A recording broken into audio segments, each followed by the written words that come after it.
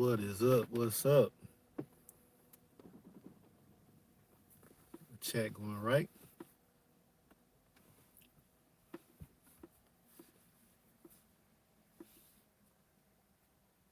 What's going on, everybody? Decided to go ahead and just pop in a little early, make sure everything going good. If you could, if you're in the stream, go ahead and drop a comment so I can shout you out. You know what we do. Showing love to the stream.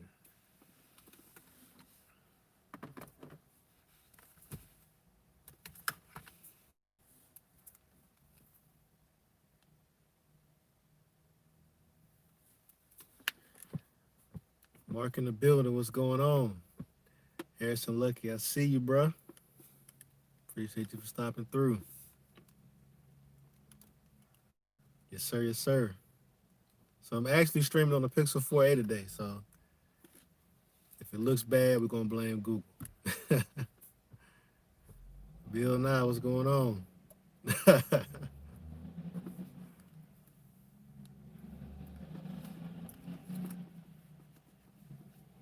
Yeah, man, it's gonna be a kind of a little bit more laid back stream. Hey, mama, I see you in the chat. But it's gonna be a little bit more laid back stream. Just because the content's kind of slowed up a little bit. I see you, big dog. What's going on, man? But yeah, so we got an invite to an Apple event that's going on next week, I believe. So I'm sure that'll take over all the news outlets and stuff like that. But more importantly, of course, we got the next gen consoles dropping. So we got some gaming stuff coming up. Of course, more iPhone stuff. Ain't no telling with Samsung, they might drop a phone just because a new color or something. We never know. Everybody's struggling to try to stay in the headlines, man. So it's November. You got Thanksgiving coming up. It's a lot of stuff, man. See, Bill Nye says, man, need to load up on Apple stock tomorrow. Then Apple stock is real low right now, man. It's at a good, at a good little point. Not that I'm not a professional stockbroker or nothing like that.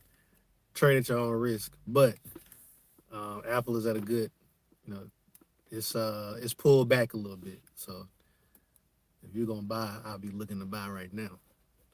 But this next announcement though is, they've announced their devices. The iPads are out there, the watches, the iPhones. This is probably just gonna be an OS update for the Macs. So I think Big Sur coming out there. So, I don't think it's gonna move the needle much. I think the election tonight is probably gonna, make things a little bit volatile, especially depending on how long it drags out for them to get this official count in. And of course, whoever wins, people feel different ways. So I would definitely be kind of cognizant of that if you're trying to buy right now. Let's see what else. Big Dog say Fold 2 for the win. I've been hearing people say that, man.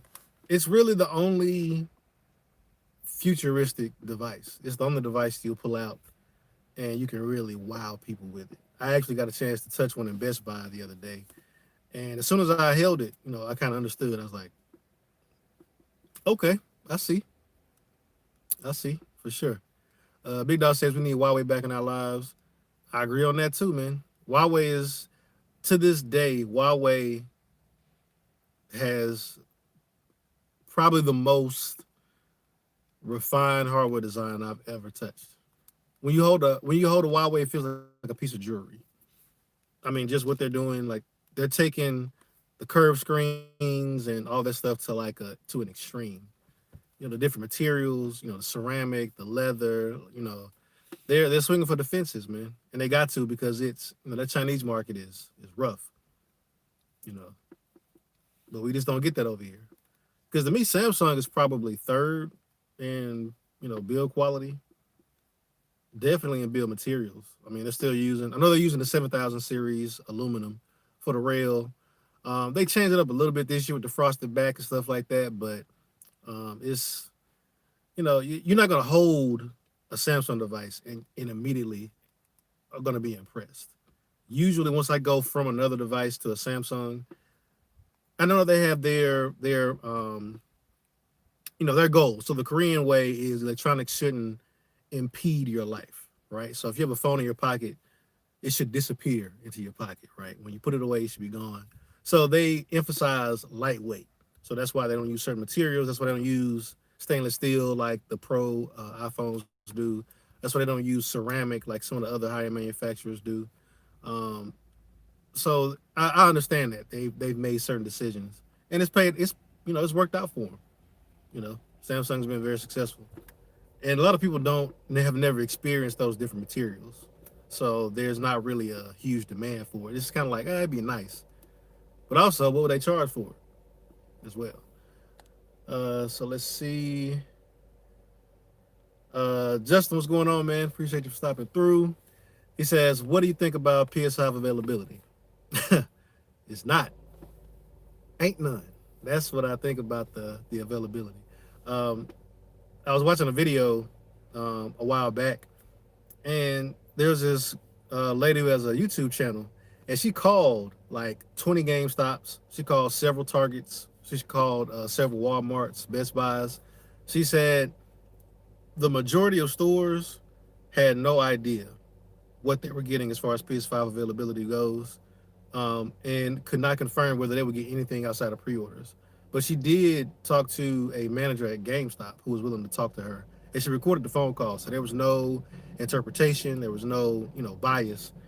He said verbatim, the only PS5 stock that we're getting are to fulfill pre-orders. He's like, if you show up on launch day and want a PS5, you are basically playing Russian roulette, because the only stock they'll have will be for pre-orders they've gotten for pickups. And unless somebody cancels on day one, that'll be the only way you can get one. Because when they cancel, then that PS5, that unit will go up for sale to whoever is there in the store, and it's first come first serve. And if people don't pick it up but they don't cancel, then they'll hold the pre-order for 48 hours before they release it for sale. So if you are counting on walking into a store, November 12th, or even standing in line, if you want to camp out outside of a store all night and wait for midnight or wait for, that kind of stuff. For one, because of COVID, I know GameStop isn't doing any midnight releases. They've canceled all of that because of COVID, because you don't want a big crowd of people outside the store. But also, they're just saying that they won't have any for sale. Everything will be just for people coming to pick them up. So unless you want to watch, you know, an unknown number of people walk in the store and walk out with a PS5, and you've been waiting there all night, I think that approach isn't going to really work out. I hate to say it, but eBay is going to be crazy. The pre-order stuff was wild, but also there was a lot of speculation with it too. People didn't really know what the availability was going to be, whether it was really hype. Because every manufacturer wants there to be this crazy demand for their system, and so you can kind of create that with back orders and making things sound like they're not going to be available. But once the 12th hits and people realize ain't none, you can't get none, it's really going to go crazy. People are selling pre-orders, Amazon pre-orders on eBay for a rack right now. So after that, man, it's going to be crazy. Tanner So Lit in the building. What's going on with you, man? Bill Nye says, do you think day one I'll be able to get one? Yeah, I don't know if you joking, man, but nah. Not unless not unless you're willing to pay a whole lot. Because I don't know if they limited pre-orders to one per household or something like that. I know, like for me, I pre-ordered through Sony. So essentially what Sony did was they sent out their pre-order invites, got their pre-orders, and basically gave third-party retailers the rest. So that's why you saw a lot of stuff with Target and Amazon sending out cancellation notices, even though people pre-ordered, even though people were able to confirm, check out, not necessarily pay, but they've got a pre-order confirmation. And then after all of that, they still got a cancellation notice for their pre-order. Was because a lot of these third-party retailers, they didn't wait the proper time frame before opening up their pre-orders. Because Sony did their invite, their invite-only system, where they hand-picked people to pre-order systems. and basically they're the manufacturer. So, who do you think is not going to get a PS5? The guy at GameStop or somebody who was personally handpicked to pre-order one from Sony? All of Sony's getting filled day one, right? I wouldn't be shocked if I got it a couple days early, just because I did get the email saying that I was about to be charged for it. And since we're on the topic, I do have all the accessories here except for the remote. I don't know if anybody's interested in the remote. So I got the controller, the charging stand for the controller. As you saw the thumbnail, I do have the number 5 looking webcam, and I have the headset, which actually works for the PS4. Like, it's designed to work for the PS4. Like, no hacks or anything like that needed. So if you got any questions on those, drop them in the comment as well. But yeah, it's day one is gonna be rough, man. It's gonna be rough. Justin says, I guess it's to clarify your views on how Sony handled production. I know 2020 may have had an impact. Oh, it's kind of hard to tell because I don't know when the systems were finalized, when the hardware was finalized. But I mean, you just have to assume 2020 had some impact on it with supply shortages and, you know, COVID being a thing. All it takes is one case and, you know, an entire facility would have to quarantine. If not for, you know, if the people don't have to quarantine for 2 weeks, at a minimum, though, you're losing people for at least 3 days, right? Maybe it's just one crew. They're working on one aspect of something. Somebody in that crew gets COVID. They're quarantining for at least 3 days, or at least until they can get a COVID test back. So, you know, that definitely has impacted things. But even outside of this, even when things, you know, are at full rate production, there still have been shortages and, you know, those kind of things. I think the other aspect of COVID is everybody's been indoors, everybody's been cooped up. These console launches are one of the few, you know, kind of semblances of normalcy, right? One of the few things that people can look forward to that they can safely do during quarantine that'll connect them to their friends. Now, there's a lot more, I think, emotional hype that's been kind of put on these console launches because it is, you know, a bright spot in a year that's been terrible, right? Doggone 2020. Thought we was about to get out of here. Doggone Sean Connery gone, man. Can't make it, man. 2020 ain't been pulling no punches. Let's see. My baby says, now that you have those headphones, I'll go ahead and steal the headphones I've been eyeing at your desk. Oh, look, I'll buy you some more before before you get those. She's talking about my Master Dynamics, the MX40s. Wear some headphones for a couple conference calls and already trying to confiscate them. But yeah, man, 2020 has been rough. It really has, man.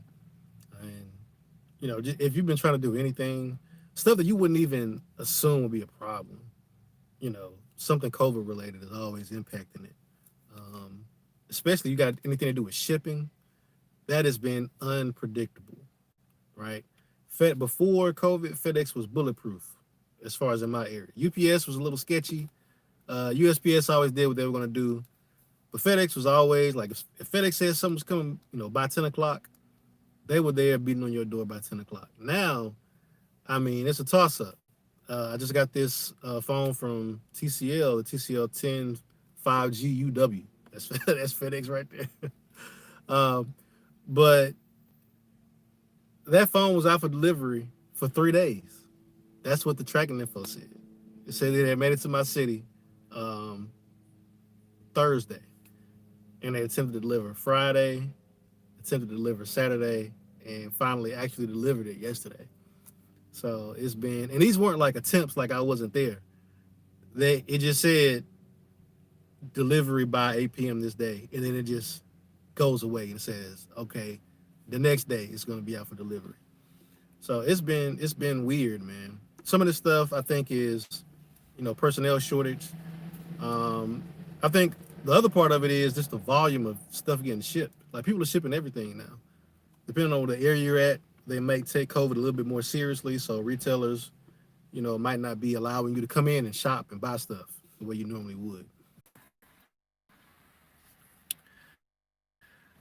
All right, guys. So had a little bit of technical difficulty. This phone I'm on, the Pixel 4a, is overheating.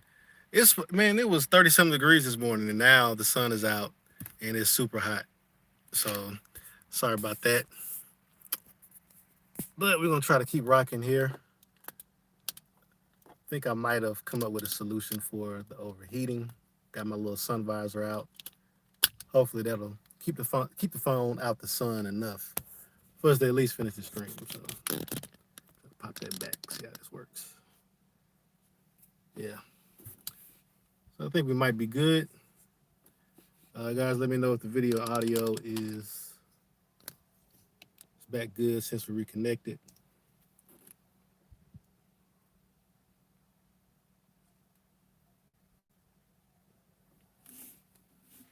I'll let folks know we're back. But yeah, man.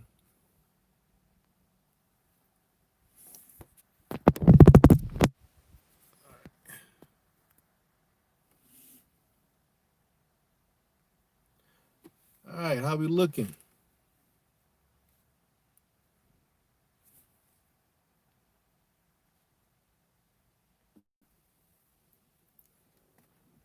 All right. Okay, we back. Yeah, we're gonna try to keep rocking a little bit, see how well this Pixel 4a holds up. I'm trying to block some of this sun from hitting it directly. Yeah, man, you out in the sun, man. Especially this Alabama sun. These devices do not like it at all, man. Because I actually did this because they got kind of sunny out, and like my Note 10, my Note 20 Ultra, and all that stuff, they would at least make it like 40 minutes in a case. But this one in direct sunlight, Pixel 4a, plastic back. We're not even 20 minutes in, and it was about to give up the ghost. So I'm gonna have to come up with a solution for that, especially on days like this. Yeah, man, what were we talking about before my phone gave up the ghost?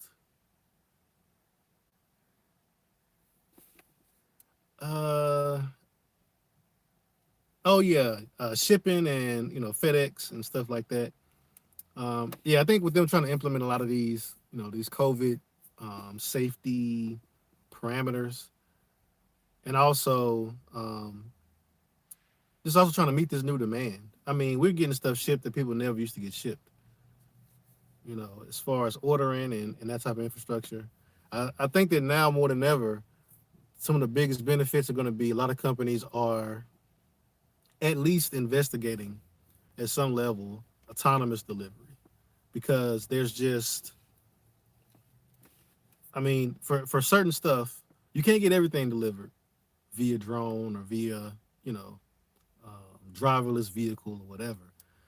But there are some opportunities where if you had, maybe you got like a remote location where you used to didn't have to deliver stuff a lot, and now they're getting a weekly delivery of, whatever. I think about medicine and medical supplies and stuff like that. Kind of stuff that's going to need to be delivered, pretty consistently. I think it'd be worth investing, some way to autonomously deliver that stuff, just so you can balance the load. Because some places you need a person in the vehicle to negotiate, delivering stuff. Maybe you got to deliver to an apartment building, and the person has to get out and put in the code to gain access to a building before they start making deliveries, or it's an area that's sees a lot of foot traffic. All right, guys, so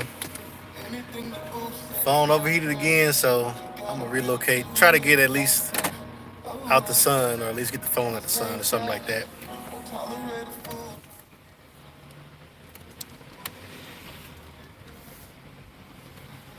Yeah, I think I found a spot.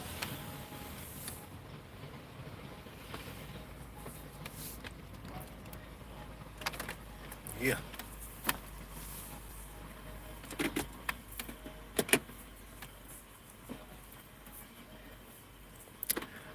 All right, and I'm just gonna hold the phone for the remainder of the stream because I had to take my mount down.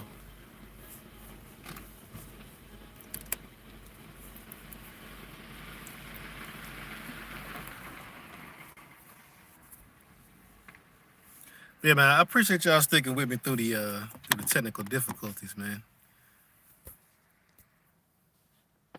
I didn't think this phone would tap out so quickly.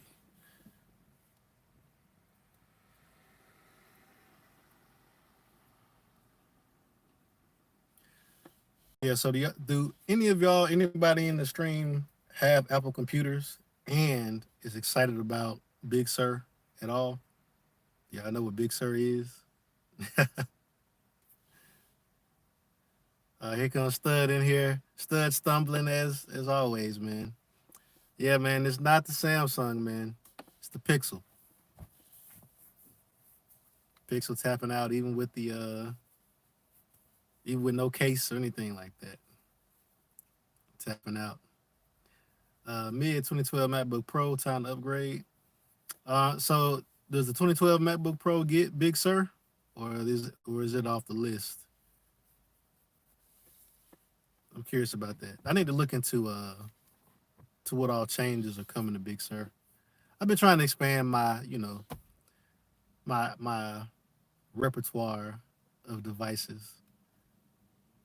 Trying to do just Android stuff because the Apple stuff is legitimate. See, Android Stud says Pixel struggling. Yeah, the Pixel. That was the second time second time it shut off on me. Justin says I need to check. I think this is the last update. Mark says you ready for Big Sur? Ashley don't even know what that is. Yeah, Ashley using the most expensive MacBook that exists and don't know what Big Sur is. But I don't know. I know what features are in it to be excited about. Android Stud has. I don't even know what my MacBook has or did have. And you probably along with the majority of Apple users, man. Apple takes so much emphasis off of specifically what your device has and puts the more the emphasis on what you can do. So those type of questions, I mean, I don't think most people know just offhand what OS version they're running or what version MacBook they have or anything like that. So yeah, you're definitely not in a minority right there. But yeah, I need to do some more digging to see what the big deal is. I did see something about there potentially being an iPad Mini, which I think would be a probably a huge deal. I don't know how big of a deal it'd be because you do have almost 7-inch iPhone now. So if they make the mini kind of how it was in the past, which spec wise it was kind of dwarfed, if they come out with like a high end mini with a you know Bionic A14 and Retina 120 hertz, they did something crazy like that, then it would be a game changer. Because I think most people just want like a dedicated big screen for stuff. I don't think they'll do that though. Let's see. Stud says the thing I don't like about Apple computer updates is it breaks everything. Oh, does it? Yeah, I haven't. You never hear about that. Most Apple people, oh, it just works. I hear that all the time. Harrison says I'm stuck on High Sierra. What year Max do you have, Harrison? Just curious. Justin says no support for Big Sur. Quick Google search.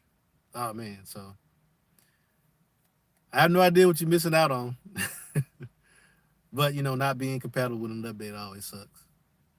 So they're basically, if you're 2012 or older, um, they want to get that money up out you. Mark says Big Sur is really buggy right now. Phone Tech at work in the building. What's going on, man? What up, BG? So Phone Tech, uh, yeah. So man, me and Alan, Phone Tech at work, man. We were going back and forth about TVs. You got the new consoles coming out, and as a result, TVs have taken a big step up as far as type of inputs they can they can handle. Specifically 4K at 120 hertz. And he was asking a lot of good questions about why should I spend, you know, $2,000, $3,000 on on this type of TV when I can get an HDMI 2.1 TV for $900. And so it's apparently now he's bought a 49-inch ultra wide. That's crazy. If it's the one you were showing pictures of, man, that's like you literally have to turn your head to be able to see everything on that monitor. That's gonna be wild, man. Justin says November 10th should be the announcement for ARM Max. That's gonna be rough. The ARM Max is gonna be rough, man. There's no way they have all them applications optimized for ARM at this point. I think that's gonna be a thing that Apple kind of forces on everybody. Um, they'll hail, performance and all that stuff, but I don't know, man. That's gonna be rough. BG says I'm gonna get it. I got 2015 MacBook Air. Yeah, man. Do you know any of the big benefits of Big Sur over the current one, whichever that is? Oh, okay, so Justin says aesthetics, maybe. Could be.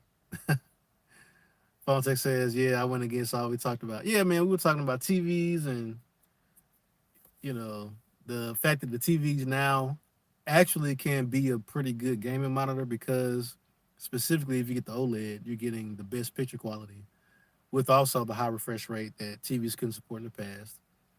Of course, you get OLED, you get amazing HDR, you get a screen size that can double as an actual legitimate TV. Um, but he did, Alan did what he wanted to do. We'll see how it go. Let's see. BG says no. He says I barely use my Mac. Yeah, so BG, you use your iPad more, right? I know you were kind of convinced by Luma Fusion. Luma Fusion. Been hearing a lot of people talk about that. I still haven't tried it. I have to borrow my wife's iPad. I don't want to pay $30 for no application though. I don't know. I might just stick with what is it? KindMaster. Man, on that Tab S7 Plus, KindMaster has been pumping them videos out, man. They've been pumping them out. I mean, seven. My videos usually the time frame for them is closer to 5 to 7, 5 to 8 minutes. I might have a longer one depending on what I'm covering, but I mean the bit rate that it's putting out the videos at, and I'm doing 4K 60. I mean 7 8 gig files. I mean it's probably averaging probably a minute or two per gigabyte on that Tab S7 Plus. LBG said I'm an iPadder. He said, bro, LumaFusion worth 150. I don't know about all that. But so I know LumaFusion has, high end capabilities. Um, but what is it the ease of use? Is it the fact that it's on the iPad? Like if they had LumaFusion on the Mac, would you follow LumaFusion to the Mac or would you stick with the iPad? Because I'm trying to figure out what the kind of secret sauce is. Because I don't do color grading, I don't do any sort of filters. Like I'm not doing that yet. I'm still shooting with iPhone with not iPhones, shooting with I'm still shooting with phones. So I'm curious as to what the what the draw is to LumaFusion. Anderson says, I love watching your stream. You're wicked smart. Hey, man, I appreciate that, man. I appreciate you tuning in, man. I know you're a busy man. You're down there, y'all down there winning awards and whatnot. I got to compete with the Miami beaches and, you know, in sports and all of that, man. So I appreciate you stopping through, Stud. KindMaster is Windows Movie Creator compared to Luma. The simplicity with endless capabilities. Yeah, so my thing is, if I know scalability wise, if I wanted to get more serious, I wanted to get more in depth in controlling how my content looked, being able to take in more formats of media, right? I feel like LumaFusion would be better possibly because I've shot a couple of HDR videos and KindMaster handles those just fine. I've shot some videos with high bitrate audio, some different file formats, and KineMaster's handled it. And like I say, it's speedy, but I haven't used LumaFusion, so I'm kind of crippled in how much I can compare it to. So you're saying simplicity and endless capabilities. So if they had LumaFusion on Mac, like would you migrate to the Mac then to follow LumaFusion, or is it LumaFusion's implementation on the iPad that really is what's selling it?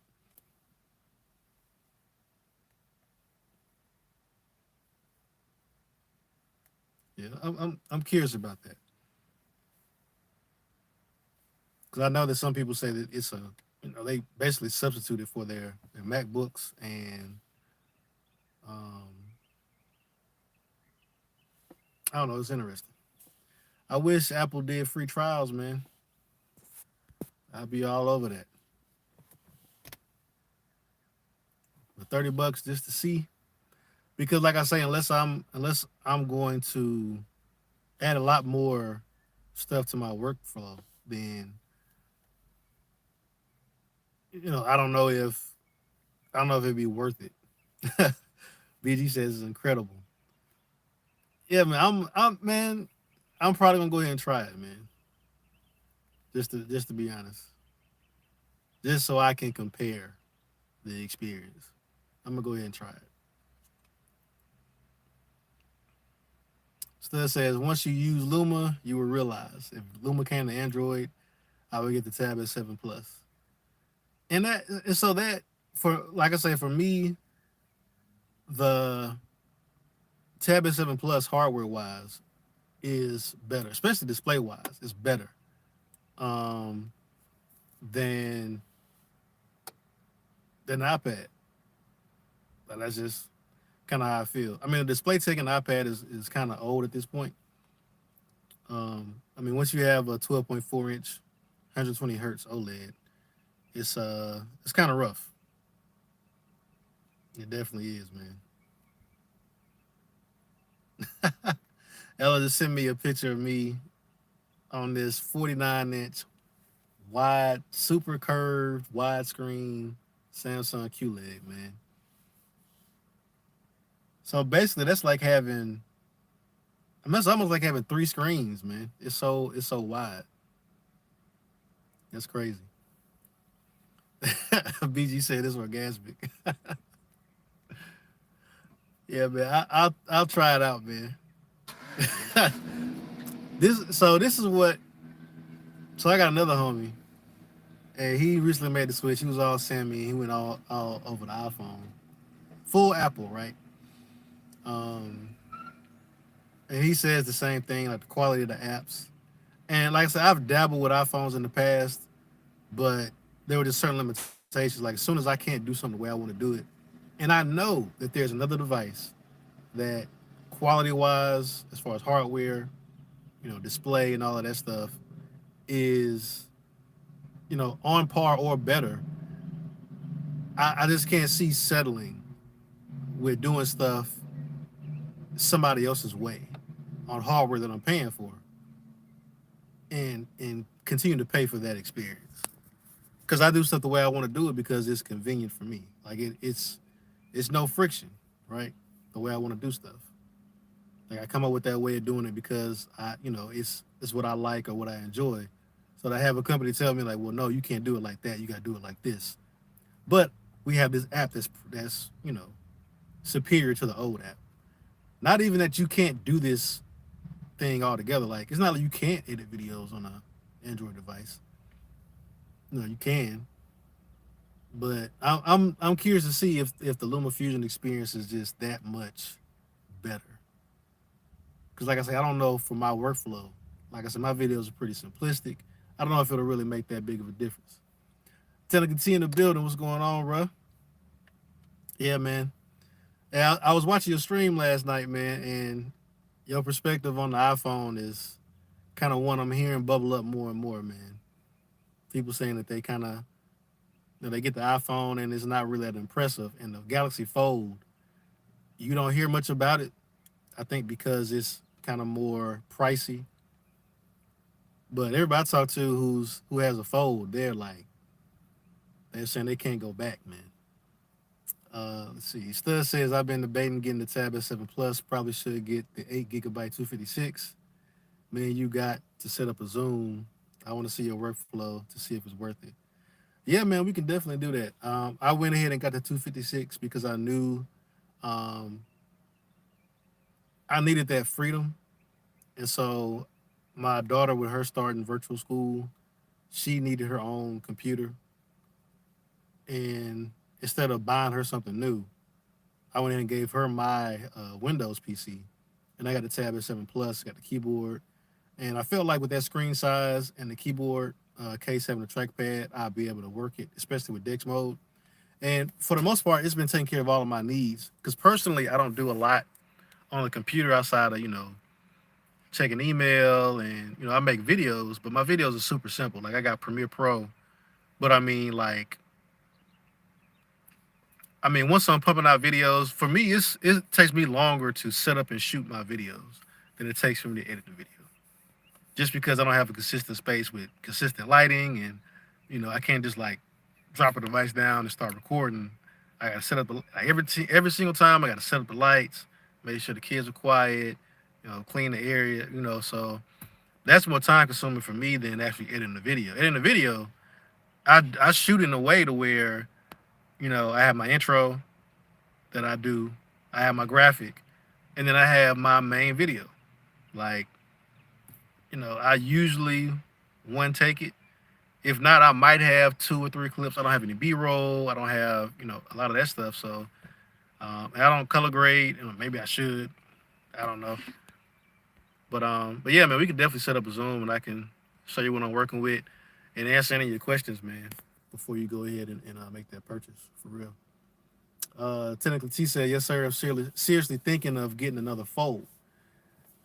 I've been hearing that, man, for real. Mark says, T right about that 12 Pro. For me, the battery life is too weak.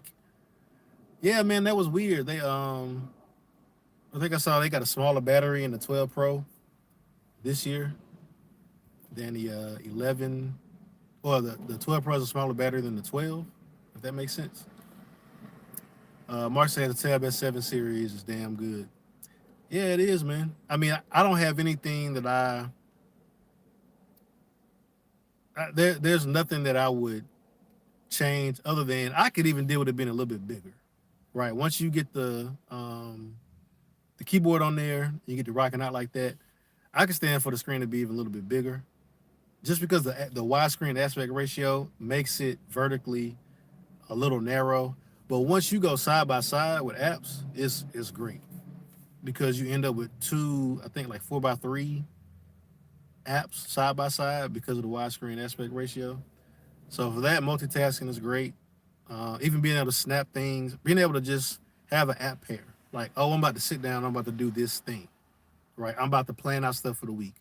So I just plug the sidebar, and I have a cluster of 3 apps, and I just snap it to the screen, and instantly opens my email, opens my note taking app, opens my web browser, or just that type of workflow. For me, is that's a part of what makes it, um, makes it mine. Like I found a way that was convenient for me to do stuff, and I was able to do that versus having being forced every time to do something in a way that's not convenient for me. So that's really my hesitation with the iPad. I'll be honest, man. The gesture navigation on the iPad. I know I've been on Android for a while, so it's been a slow transition to their gesture navigation. Where somebody who's seen it for the first time, it might be confusing. But them gestures on the iPad still killing me, man. Like I hate to say it, but me and my wife, we both like she'll be doing something on the iPad and she'll be like, hey, like this is like she'll be frustrated, and I'll try to come over and help because that's what I do. And she'll be like, yeah, it's not doing this, so I want to do that, or I did this and it, closed this out, or this went away. Like, I want to get this back. And I feel like we both like 90-year-olds over there. We just swiping and like, oh, okay, what about this? Did you try the 4 fingers? Like, what about the 3 fingers? What did that do? Did you go from the side? Did you come from the bottom? Like, what happens when you go this way?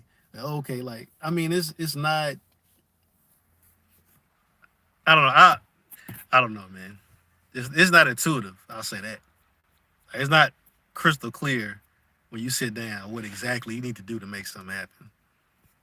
And because there's no, and it might be because I've been indoctrinated with the back button concept, that I feel like there should be a way to just step back in the app that you're in without leaving it.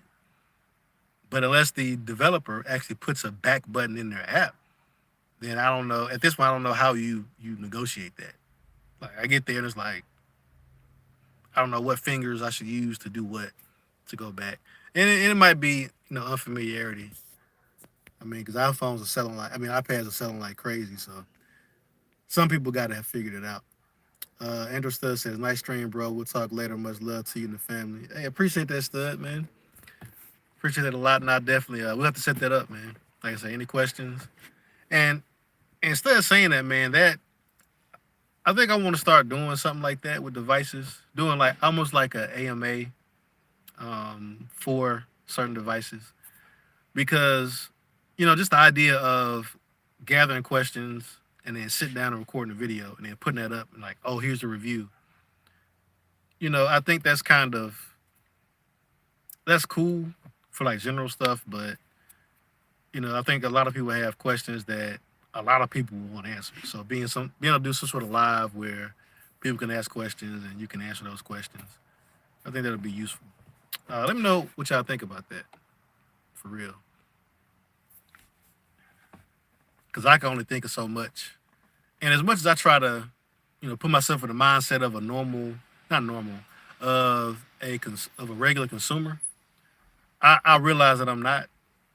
Like as far as like when I'm paying for devices and the number of devices that I see, there are certain things, certain questions that I won't even ask, that I won't think of. Like somebody who's had a phone for 2 or 3 years, I have no idea what that looks like. You've had one phone for 2 or 3 years, and also the requirements go up for a device. For me, I'm more about bang for the buck. Like, is this worth it? Like, how much will it cost me out of pocket to experience that device? That's kind of what I'm looking for. And then what experience am I getting? Is it worth it? I try to do a value proposition thing where I'm like, well, this type of person wants this device, so is it worth it for them? Like, is it going to solve their problems? And what other options are there for that same price? I do that kind of thinking when I'm looking at devices. But if somebody were to come to me and say, hey, I'm going to buy one phone, and that's going to be my only phone for the next 3 years, that's rough, man. I mean, I don't know, man. I don't even know what questions to ask. I mean, I think the safe bet would be get an iPhone for updates, but now Samsung has promised 3 years of OS updates, not just security updates, but OS updates. And so now you got a lot more, questions. I mean, like, what do you want to what do you want to do? How do you use your device? Will that change in 3 years? What happens in a year and a half when you're like, I had a baby and now the camera is really important to me. Being able to take pictures of my kid. And what if you got a cheap phone and now you're missing no moments in your life that you can never get back? I don't know, man. Phones, we put a lot of pressure on phones. I'm just kind of thinking here, man. But yeah, man, if y'all think that, kind of like a Ask Me Anything type stream would be something you'd be interested in, let me know in the comment section below. But yeah, man, I think we're gonna get ready to wrap it up in about 45 minutes. I appreciate y'all sticking with me through the drops, through the overheating of the Pixel and stuff like that. But I'm gonna go ahead and let you guys get back to your lunch. I'm gonna grab me a little something. I got a meeting here coming up. But till next week, guys, I'll talk to you. Peace.